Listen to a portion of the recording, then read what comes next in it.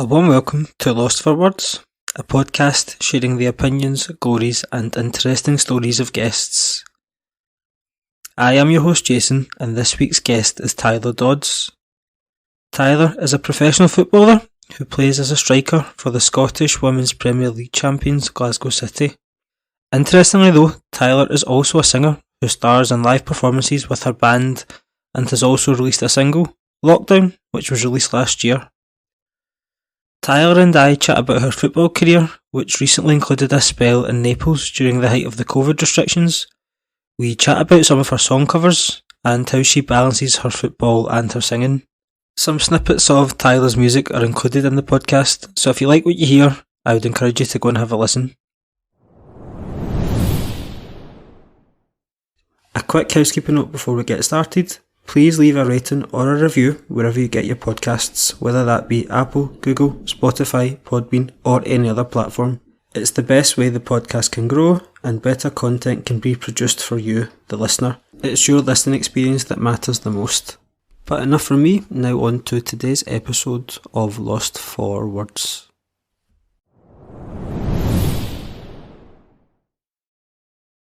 Are you alright? I'm alright, how are you? I'm good, thanks, yeah. Just tell me a little bit about where you grew up. So I would class myself as being from Washington. And I started playing football at like 4 years old. And of course, the girl always has to start in goal, don't they? So I was a goalkeeper when I first started. Played for the boys team. Schools brought the rule in that girls had to play with just girls and they couldn't be on the boys teams anymore I think you had to leave at around age 11, so I think I left at 10 to go to a girls team. And then I got scouted for the Centre of Excellence, Sunderland Centre of Excellence, and then it all really came from there, really. Just started playing football ever since. What would you say your fondest childhood footballing memory is? Oh, childhood. My God, you picked me brains here.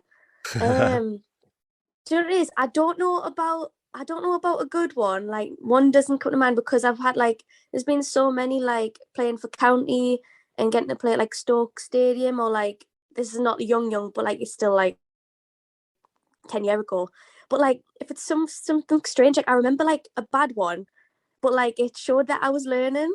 So it sounds a bit weird, but when I played for the boys team as a kid, and this is when I was an outfielder at this point, and I always remember playing, obviously it's 7v7 there, and I was playing technically right wing-ish. And this left back kept on kicking the ball down the line, and I was too scared to get hit by the ball, so I would just, I would run straight and I wouldn't curve my run. And this lad did it 3 times, and I was like, no, I'm going to step to the right this time.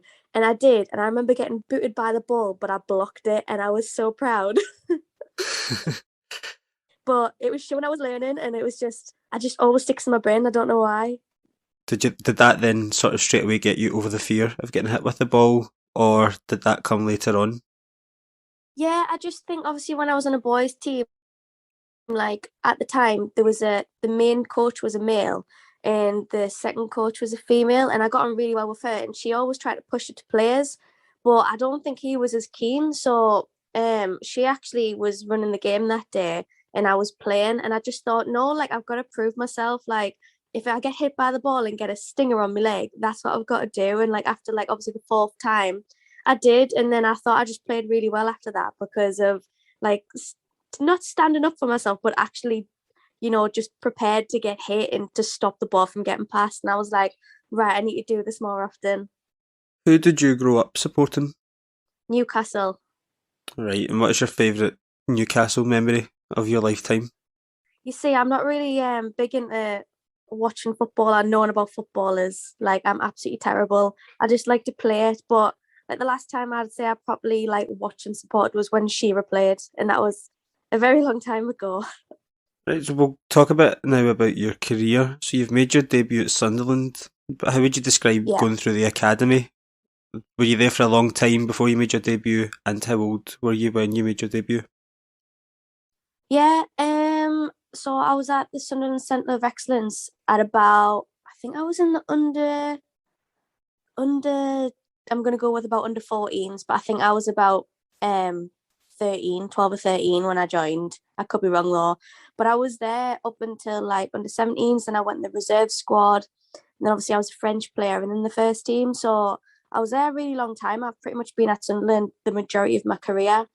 But no, like it's a great film because obviously when I moved up to the reserves, like my coach at the time was also my university coach. But then when I was at Sunderland as well, like obviously Mel was at Gateshead when I was at Gateshead College. And that's how I kind of stuck there so long because my coaches were all around where I was actually studying as well, and I loved it. But no, it's a great film knowing that I've been at the club so long and that I haven't quit because there's so many girls when you go through that period of like in the centre of excellences that they just stop when they get older. So it was nice to like obviously move my way up and get a chance to actually play for it for Sunderland. It was really good. I've heard that a lot about sort of female footballers. We'll say female, it's when they're at the age of being a girl that they get to the late teens and that's when they start to drop off. So would you say that there are a lot of players who definitely would have been good enough to make it professional but got swayed away to do other things like education and just stick to doing work rather than playing football? Yeah, like 100%. I think there's so many, like, obviously, when I think of, say, the good players when I was a kid, and like people who you think are going to make it, and then you look now and you just think if they just stuck at it, they'd be so good, and they could be somewhere like at a really good club. But like, it goes to one of my friends actually, and it's quite funny. And she was saying, like, apparently her dad said to her, like, I'm so sorry that I didn't push you like my mum did. And just because like after the centre of excellence she just not she didn't stop playing football, don't get us wrong, these girls still play football, they just don't play as high of a level which they could have. So it's just been like, I wouldn't even say push because that's like quite a negative word, but like helped in the right direction to make sure that you still enjoy it, because it is frustrating obviously when you do go to higher clubs and stuff and to not play, and especially at a young age that's all you want to do. So you just think, oh, if I move to this club and I'll play, but it's always like you're always moving down a level, but you get 90 minutes, so it's the risk that you take. And then I just think when you move down it can be more enjoyable because you are playing, and then you just get into a motion of just you stay there and then you no longer want to push any higher, if that makes any sense. um yeah, so I think that happens with a lot of girl footballers because there's so many, like obviously I've got them all on Facebook and that from when I was a kid, and some of them don't even play anymore, and it's like it's crazy to think that we were always like in the center of excellence at like 14, 15, 16, and now everyone's different, completely different. So I've got, after you made your debut at Sunderland, you went to Durham and then back to Sunderland, is that right? Yeah, that's right. Yeah, so tell me about your experience with Durham.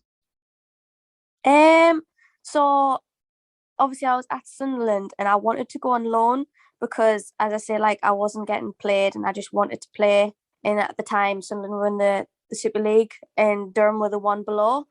Um, and because I wasn't officially signed as a first team player, they wouldn't allow us to go on loan. So they said, look, would understand, but you would have to leave, but the door's always open to come back.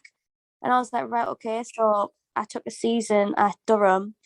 Um, and don't get us wrong, it's a great club, but it just wasn't for me.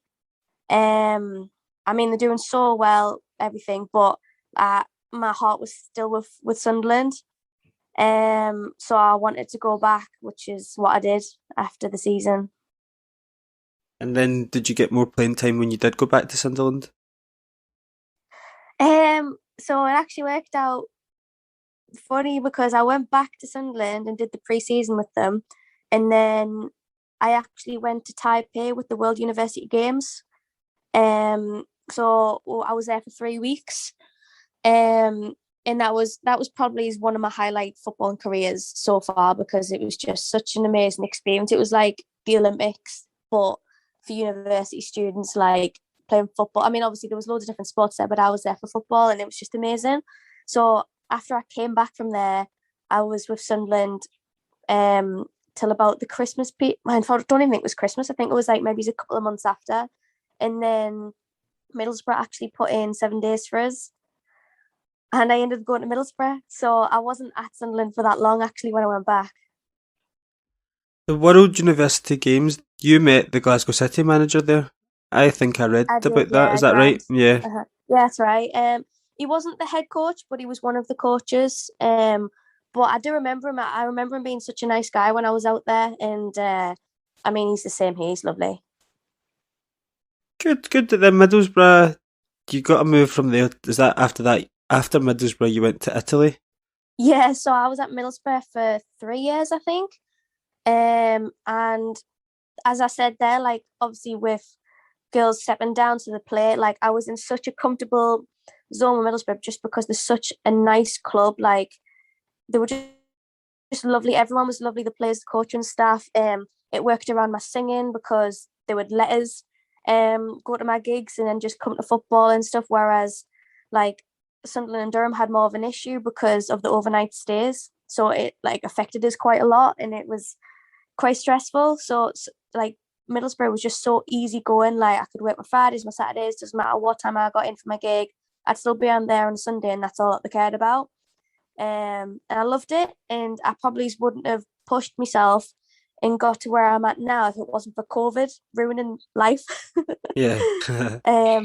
So yeah, like I had a full year of no income, and I was like, look, I literally can't even afford to go down for my petrol money to go to training and stuff like this. And then obviously we hit the lockdown, it all stopped. And then it was like the third lockdown, and it just happened that I ended up going to Italy. How does that come to be? Because it's a very out there type of transfer. You don't see it very, very often. Do you know what it is? It was just so confusing. So we get even at Borough, we had a few fans, and like I'll reply to anyone as long as it's not getting like too much. I just thought it was a fan, so I just I got a DM, and it was like, oh hi, and I was like, oh hi. What position do you play? I was like, oh well, that's a very odd question because surely they would know where I play if the messaging is. And anyways, they said they were looking for a striker, to go out to Italy. I was like, no, it's fine. Like, but if you find any strikers, we need one at Middlesbrough. And then I had a DM after the third lockdown again by the same person saying, so Italy question mark. I was like, what's the details? Like, I want to play football. Like it was constantly stopping, and I was earning nothing. So to be able to offer to get paid to play football to go abroad, I was like, right, send us the details. What's the crack? And it turns out that this man was an agent. So it is my agent now, David. And yeah, he got us to Italy just literally out the blue. He said he'd seen us play a few times, and like he remembered us, and he thought I was good and thought it was a good opportunity for us. But I mean, when he first messaged, I was a bit scared. Like I've never really been one for going abroad and stuff like that. But I just thought if there's ever going to be a time to do it, it was now, because it worked. It actually worked out even better because as soon as I went over, after 2 weeks, England went into another lockdown and Borough had to stop the season for like the fourth time. So if I did stay, I wouldn't be playing again. What was it like living in Italy? Well, it was hard because the lockdown in Italy was worse than England. You couldn't go out the house, and if you did, it was for supermarket only. You had to wear masks everywhere. Like walking outside, you had to wear a mask. It wasn't just in shops; it was everywhere. And there was just so many rules that you couldn't actually go like across it, like a mini border, like from say Sunderland and Newcastle. You couldn't like go across there because that was like illegal. And I was like, oh my goodness. But in terms of the football, like I really enjoyed it. We had football every single day. Like there was 1 and 2 sessions, like every single day. We had 1 day off, I think that was. And it was constantly playing football, and it was great. And I made some good friends out there. Well, the English people on the team I could speak to because the language is very difficult. But yeah, I can never ever complain about an away fixture again because I don't think I'm ever going to beat a 12-hour coach journey. Now that was long. Yeah, because Naples is way at the bottom, so I'd imagine most of the teams would have been up towards either the central of Italy or the north. Yeah, like the average game was around about 7-8 hours away, and then you had two that were 12 hours away, and I was like, oh my god, I can't even complain about going from like Newcastle to London, which is like 6. I can't complain about that anymore. It's like that would just be like England flipped in reverse, because you're obviously the northeast is Newcastle, Sunderland, and Middlesbrough are pretty much cut adrift from everyone else. Yeah, exactly. You could have gone to London and back, literally. So, how widely spoken was English in the team? So because I was in the south, like it, not many people spoke at all. So it was really difficult. Like there was when I first went over there was one girl that spoke English because she was English, and the week before I got there was a girl who was Greek but half English. So she spoke English as well. And apart from that, there was like I'd say two Italians that spoke like good enough English, and maybe like 3 that spoke like a little bit, and then the rest of them didn't speak. And all of the staff didn't speak English. The first original coaches spoke no English. So my God, trying to do tactics and stuff, like they would just put their arm around us and go and put the thumbs up and like just point, and I'm like, yep, don't know what that means, but okay. And it was just so confusing. But we did get another coach in after a few games because, well, I mean, when you look at the difference, like the new coach was just so much more experienced, and she actually tried to speak English, but I just think with being a Geordie, I don't think many people understand a Geordie. So, and it's really hard for me to try and speak normal or like say posh because that's really not me. So it was quite hard, even when people did speak a little bit of English, to even have a conversation. I always find that fascinating. As I say, I've got like a passing interest in languages. I just find that all very interesting. And when you see the first thing I think when some teams sign players, you think, well, how is that going to work with the communication? And as you say, these teams sign a new player, they generally come off the bench, and you think the manager's going to be sitting trying to explain tactics, and that person's not going to have a clue what it is that has to do. No, I mean, to be fair, like the 2 Italian girls that spoke like quite good English, it would basically any team talk or whatever, and they're listening and then actually translating whilst the manager's still speaking. So we're getting like the odd bits, and that's how it went. And I mean, that's all you could do really, because I didn't understand Italian. It was too difficult, and they didn't understand English. And it was one of them where none of us kind of learned either. So it was the case of most conversations were through like Google Translator. So you would have that on your phone, they'd be talking to you, you would type that into your phone, and then you would put it back in their face, and that would be the response. Yeah, for like one-to-one conversations, that's how it went down. But obviously, Google Translate is not always very accurate. So some things you're just like, what the hell are they trying to say to me here? But it was an experience.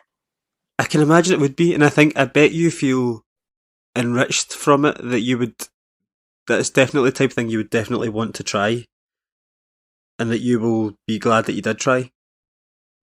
Oh, definitely. Like, as I said, if it wasn't for COVID, like literally given us the option either to go and play football full time to get paid, or to stay at home making no money or trying to find a part-time job whilst this COVID thing goes, like I literally wouldn't have gone, because before that I was doing well with my singing, working in the office that I sing for, playing football like every week. Like it was just like I was happy doing that, and I would never change that if it wasn't for like COVID happening, because I was so comfortable.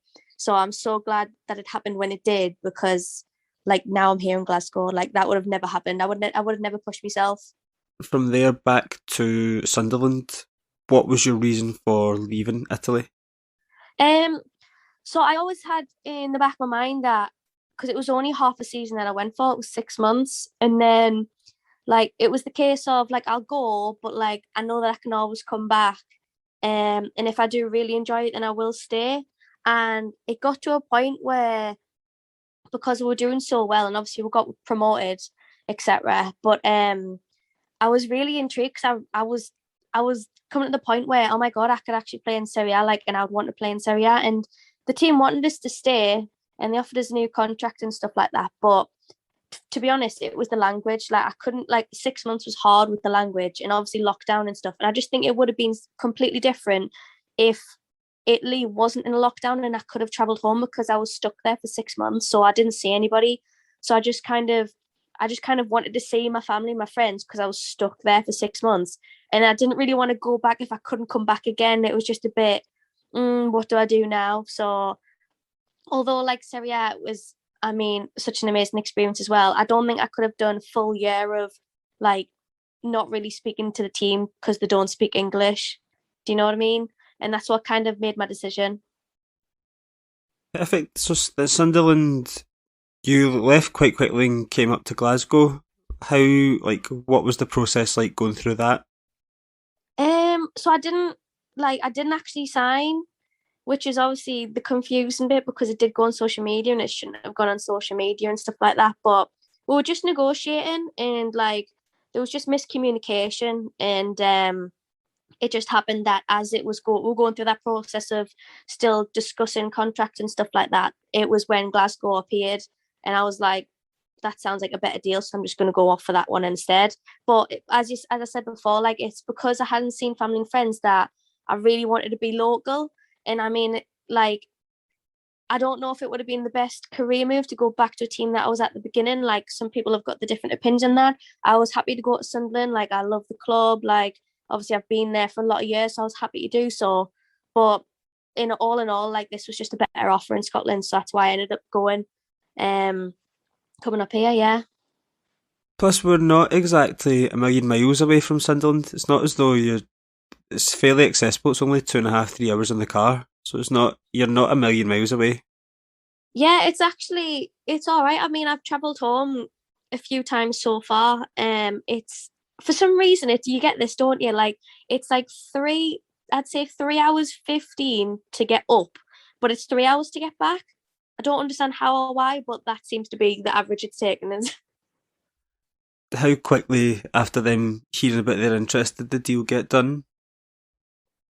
Um, well, so basically, like apparently Glasgow were interested like quite early on, even when I was still out in Italy, and I was like, all right, well, I don't really know much about Scotland, so we'll see where it goes. But then, obviously the manager used to be Scott, who I mean I didn't know, but obviously he went to Birmingham, and then it just happens that I actually got a trial for Birmingham, and that's actually why I didn't sign for Sunderland. It was the trial for Birmingham that I stopped for. So I always thought it was Scott that was interested, which is why I was going to do that. But um, a week and a half before I was meant to go there, Glasgow got back in touch with my agent, and then they literally made an offer straight away. And I was like, so was it Glasgow that was interested, or was it Scott that was interested? I was so confused. But as soon as they made an actual offer, I made the decision like within I think it was 24 hours, and then that was it. I was up 5 days later or something like that. But it was just the fact of like I want like a real offer. Like you can't make a decision based on, well, do they like us, do they not like us? As soon as they made the offer, that was it. I was gone. Is there a lot of that then as a player that you hear of interest in negotiations, but concrete offers sometimes are harder to come by? There's a lot of posturing rather than actually putting quote unquote putting your money where your mouth is, that sort of thing. Yeah, definitely. Like obviously when I was thinking about obviously going to Sunderland, like I had offers, but they were from down south for other clubs, and like I actually had, I'd say, a couple of actual offers, and then I had interest from more. But interest to me, I'm like, whatever, like okay, thanks, but like until you give us at least a ballpark figure, like how can I change my full life to go down south if I don't know how much you're gonna offer, kind of thing, because it's a big move, like leaving your family, friends, like your comfort to go to another place, and it might not be enough, it might be a lot, like you don't know because no one's actually giving you anything like a figure. And I just think, how can the like interest, it's great, but you just need to know a figure because you know straight away if it's going to work or not, if it's in your kind of how much you want in type of thing. But um yeah, I think people are scared to offer sometimes, like they just need to be straight to the point. It saves so much time. Last question on the football before we move on to the music. How have you found it so far at Glasgow, and what are your hopes? What would you like to achieve with the team? Do you know what it is? I actually love it. Like, obviously, when I didn't sign for Sunderland, some of my friends were like, "Oh, you've made such a bad decision. Like, what are you doing?" And they say, "Do I regret it?" And I'm like, "No. Like, I honestly think this is the best decision I could have made. Like, it just works with everything, and I feel so chilled about everything. Like, the team and the coaching staff, everyone's lovely. Like, it's such a nice club to be a part of. Obviously, I would love for us to win the league. Like, that would be my ultimate goal. My goal right now is to, well, when I first came up, I got COVID straight away, which was a bit annoying. So I just feel like I've been on a bit of the, like, having to catch up a bit. So my aim in the next like month or so, like, is to try and get in the starting team. Like, obviously I need match day minutes, so I'm hoping to get some here and then. I'm hoping within the next month or so to be a part of the match day team, the starting 11. But obviously got to train hard and be consistent to do that. But that would be my aim. But definitely to try and win the league, because they've won it 14 years in a row now. So 15, we've got to try and do it. Of course we do. Do you know what I mean? Absolutely. Move on to the music then. How young were you when you first had an interest or thought you would like to be a singer? Ooh. So I didn't actually know I could sing until year 7. Like, me full family's the singers, everyone's a singer, but you don't actually know you're a singer, like, oh, you can sing, until other people kind of say, oh my god, can you sing? And I'm like, oh really? So I remember being in year 7, so I would have been like 11, and my dad made himself kind of like a home studio and got me and my brother to just record a song. And back in those days, you had phones where you could actually send songs to other phones, like, for free, like pretty The much Bluetooth Bluetooth, the song over. yeah. Remember Yeah, the Sony Ericsson, the Walkman days? that's it. That's what I had. Yeah, that's what I had. Yeah. So the slidey one. So basically, we recorded it, and my dad ended up putting the song on my phone, and then I went and showed my best friends at school, and I'd obviously give them my phone, and then I didn't realize that they'd sent it to themselves and all my friends, and then by the end of the day, I'm not even joking, every person in that school had me singing on the phone, and they were coming up to us and they were like, "Oh my god, Tyler, is this you?" And I'm like, "What do you mean?" And they started playing it. I was like, "Have you got that on your phone?" They were like, "Oh, it's so good, it's so good." And I'm like, "Is it? Like, what the hell? What's going on?" And like, it wasn't until then that like the full school had been like, "Oh my god, Tyler, you can sing. Like, why don't you go in like the school performances and stuff like that?" And I was like, "Oh my god." So I'd say I was 11 when I realized I had some form of voice, but I didn't actually go, like, I was too shy to go in performances and stuff like that. I was a really shy kid. Um and the first time I was on stage, I think I was 16, but it was just to perform like a couple of songs with my dad's band. So I'd say probably at 16 I wanted to do singing, I'd say. After you were 16, how did you then progress your singing? So when I was 16, I remember I would go to all my dad's gigs and I would like perform the same 3 songs like every show, just to get used to being on stage. And then when it came to me being 17, and it was the following year, I was then a part of that trio that I was going to perform in, but I wasn't doing it full time. I was meant to do it every other weekend. So I was like one of 2 of the 3 members, if that makes sense. So like I would swap with, say, the third member, because like they had another job, so I would work when they went to other work, and that's how it was meant to work. But after a month, there was like issues in the band, and I had to go full time. And I was like, oh my god, I'm full time in the band. What was going on? I was so scared. I used to be so nervous. I had to play every song that I sang, like right before I went on stage, just to remember that like I knew what the words were, because I would just get in my head and was so nervous about it. Um, but yes, I was 17 when I was in the proper band, and it wasn't only until I went solo a couple of years ago that I've actually like completely come out my shell. It's crazy. It's actually mental. As you were you're saying, working in the band and your dad's band and singing, doing performances with your dad, how did you balance it with the football growing up? Because I suppose the answer to that as an adult would be different, but as you're going through your late teens into your early 20s, how would you balance the both of them? Oh, I mean, it's quite difficult because you've got, even though my full family are singers, you've got my dad. I've predominantly done all the singing with because obviously it's his band and it's his agency that I work for. But then every time it comes to football, my mum's always supported us, and she's like, "You're gonna be a footballer. Like, remember, football comes first." And like my dad's like, "Football doesn't come first. Singing comes first because it earns you money, and money's important because you need money to live." And it's like, it would always be a battle. Like, it just always has been, especially growing up, and it's especially when it's man v dad. Oh my goodness, it's been difficult, but he's been good. So like, obviously, like if there was a really important game, don't get us wrong, I would make every game, but like there'd be some games where I was like, no, like I need good sleep for this game. And like I would have to give him like one and be like, look, can you just get someone else for this gig, or can you change it up or whatever? And he would try his best, and he would 90% of the time or more say he would get it sorted so I could actually say be more prepared for the game. But yeah, I mean, it's been difficult, like obviously going to college and uni and like full week at uni, and then like not having your weekends like a normal person because I'm going off to sing. But I love it. I love them both. Like, I missed singing so much when I was out in Italy because obviously, first of all, you couldn't go out anywhere, but second of all, like not to be able to sing every weekend, like I just missed it. Like, it's two things that I absolutely love doing, and I don't want to not do one of them. So yeah.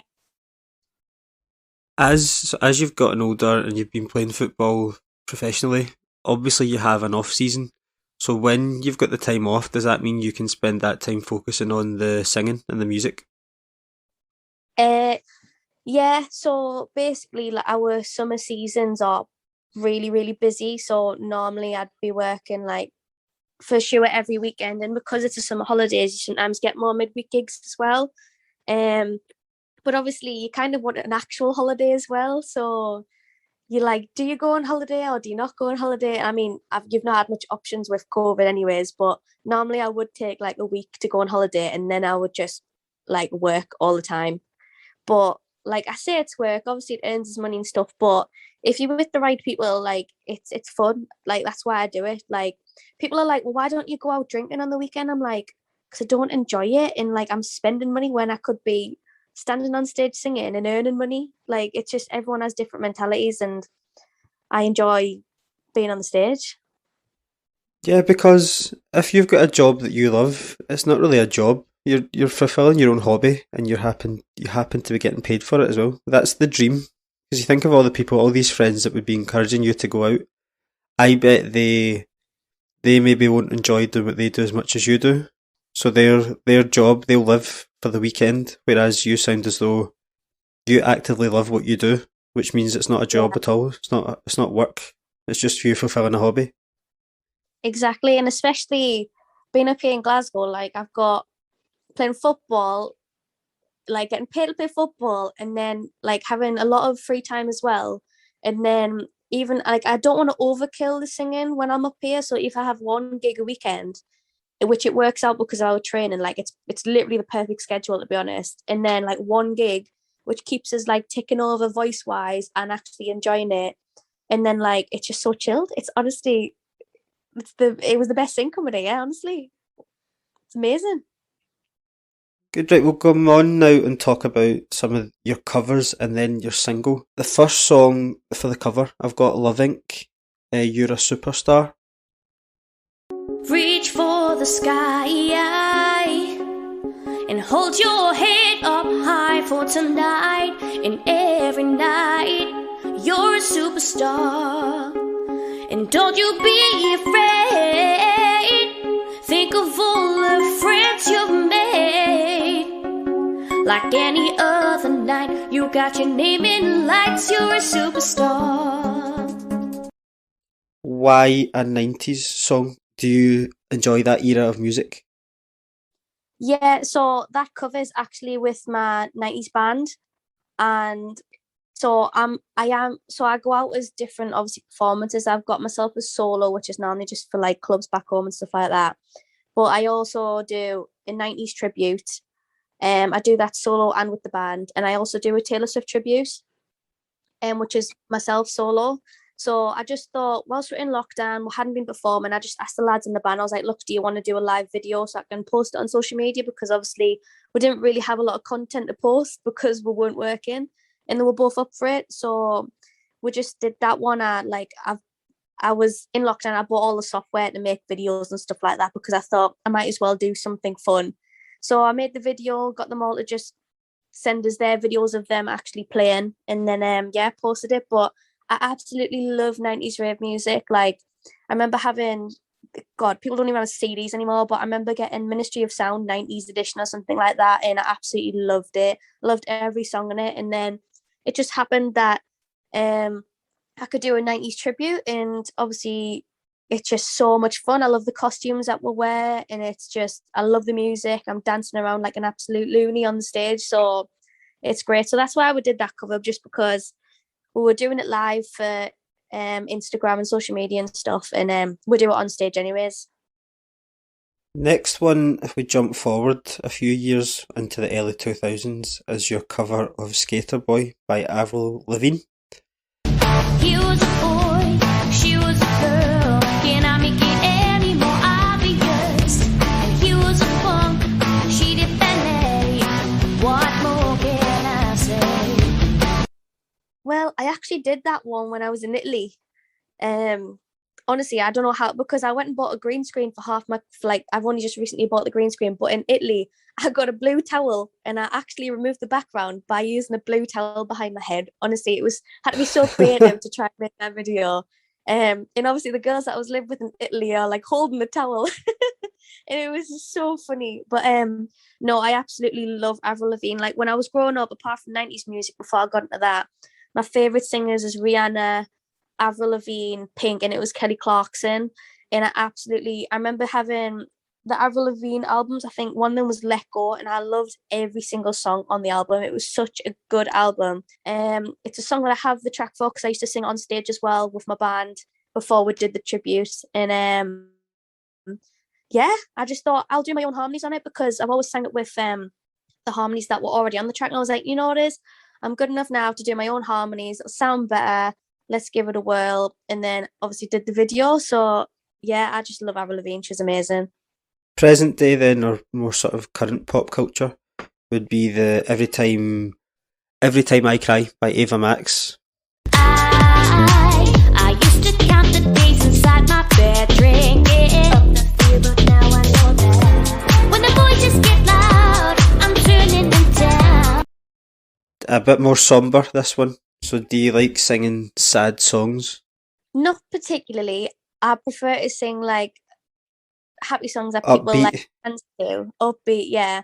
But like, you always do have to have a slow one that people are going to actually watch you and listen to you.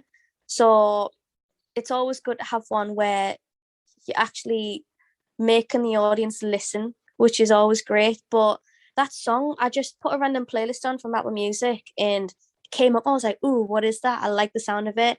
And I had it on non-stop for at least a week. And I was like, I'm going to have to try and do a cover of it because I couldn't get it out of my head, literally.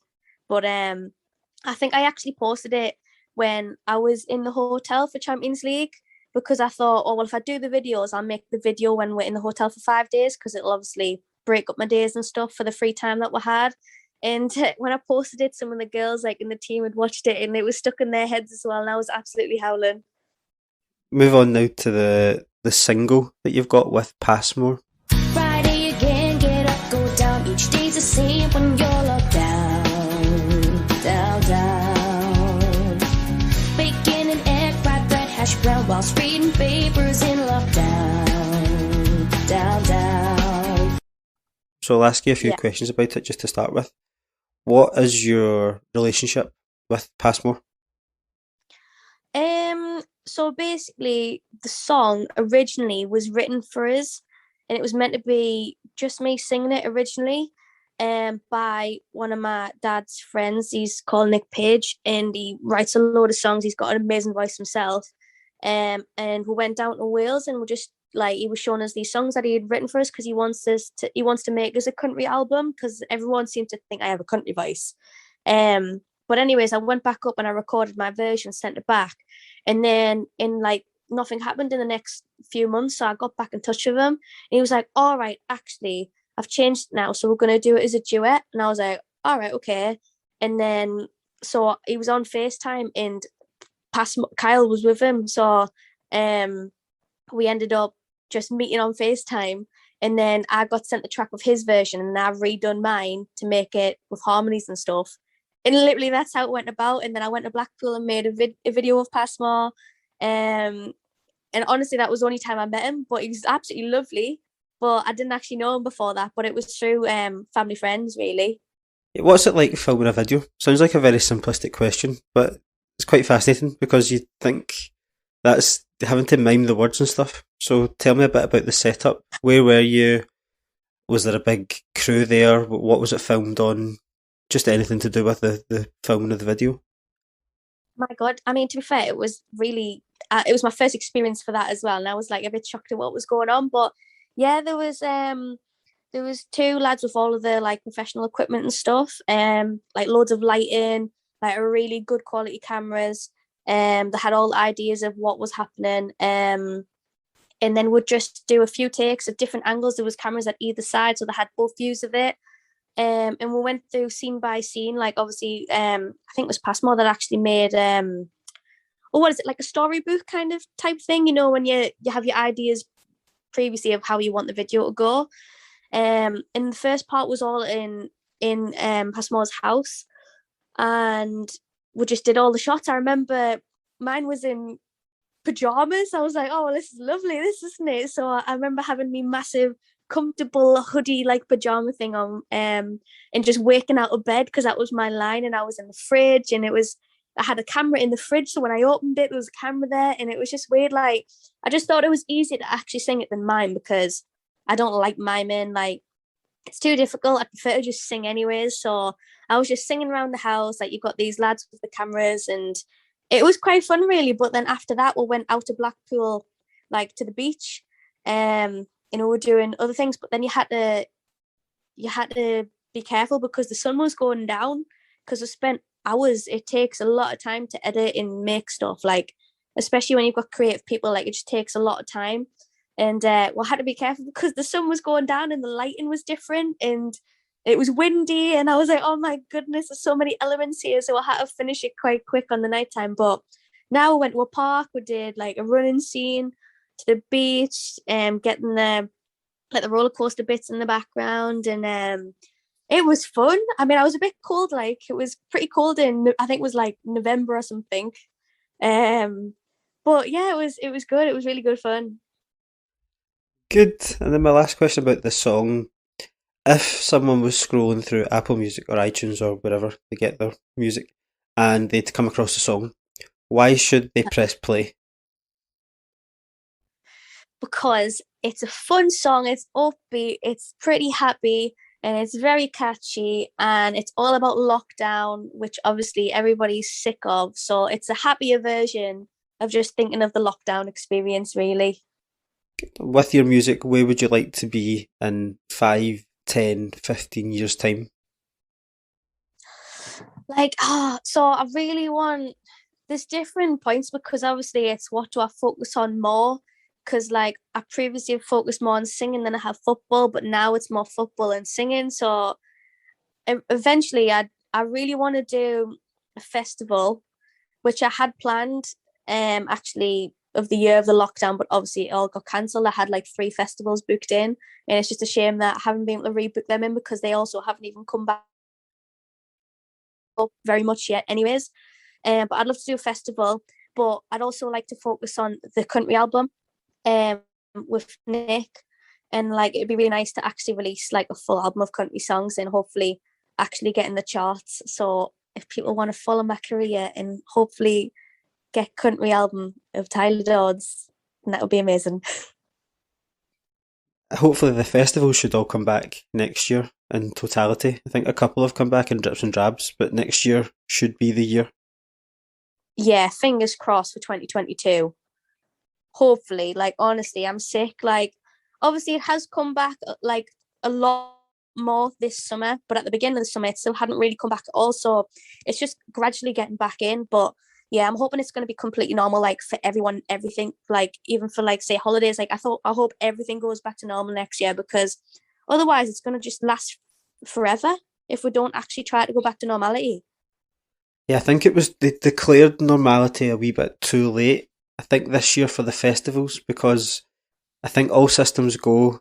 You had, remember, the English Freedom Day got put back by a couple of weeks as well, so then you were into the middle of July before you really got all the good stuff back, which is too late if festivals really need a full year to plan.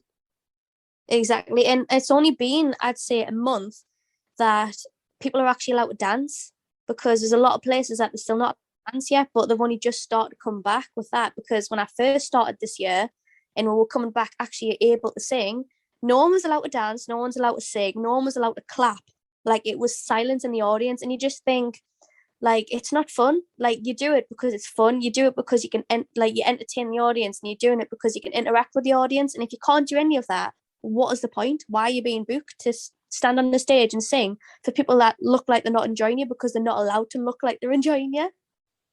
Before we go then, do you want to plug your socials and where people can find you and listen to your music?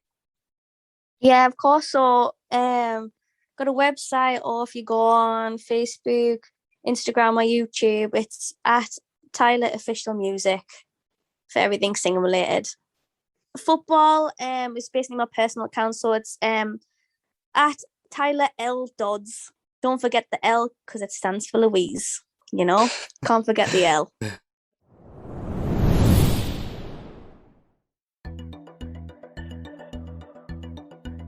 And that's a wrap. Big thanks to Tyler for her time. Tyler's social media for both her football and singing can be found in the show notes. Usual bits and pieces from me to see it out. The best way to keep up to date with future episodes of Lost for Words is to follow using the handle at Lost for Words Pod on both Twitter and Instagram. To support the show, hit the subscribe button wherever you get your podcasts, and if you're an Apple Podcasts user, a 5-star review in the app would mean the world. If you like what you hear, even consider telling someone, because word of mouth really helps us to grow. That is all from me for this week.